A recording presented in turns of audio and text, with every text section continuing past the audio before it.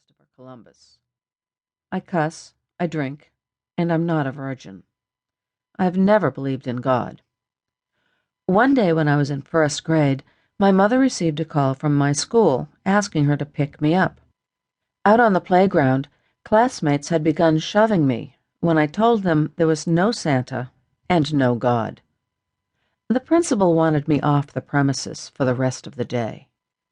Several years later, I was at an overnight summer camp, annoyed that counselors made me endure supper-time prayers and services on Sunday.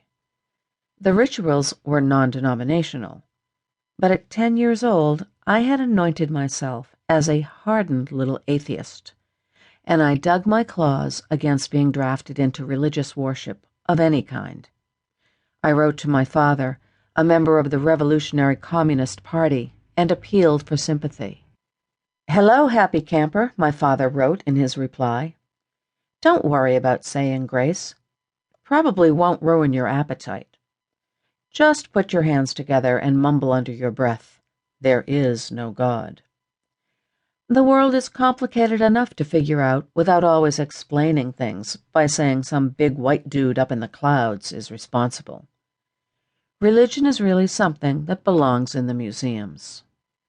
What little I had learned about the evangelical Christian macrocosm always seemed that way to me, like some inscrutable artifact from a civilization long vanished.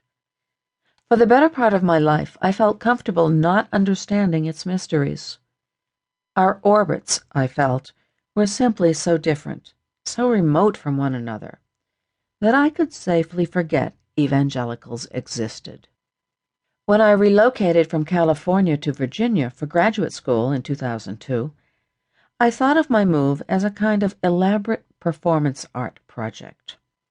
Citified, punk rock, atheist me, with a Billy Idol haircut and a soft spot for Dennis Kucinich, living in the Christian South.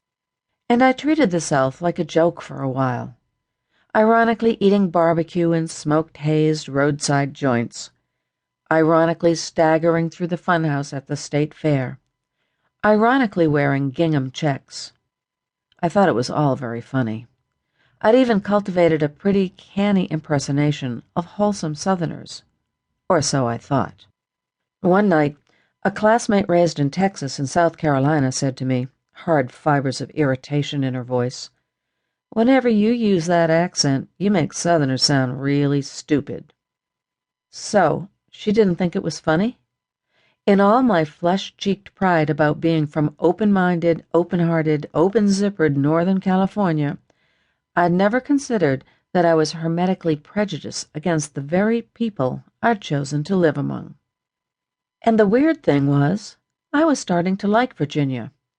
It was a fascinating transition state, rich with the concentrated, complicated essence of the Old South, but invigorated by the progressive pockets around universities and growing cities.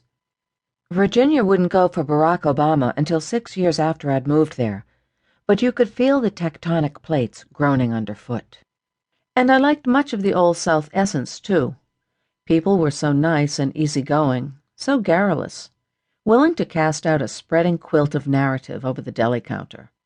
Friendliness wasn't so bad, and neither were unpretentious, slow-motion summers, unpillaged antique shops selling homemade preserves at the register, or cicadas buzzing the dark trees around a dimly lit front porch. Acclimating to Southern culture, I gradually relinquished my idiotic notion that a Southern accent made people sound stupid. To my surprise, I stopped living ironically in the South, and I just started living there. But confronting the Christian issue was another matter. In the years following my move, evangelical culture became ever more influential.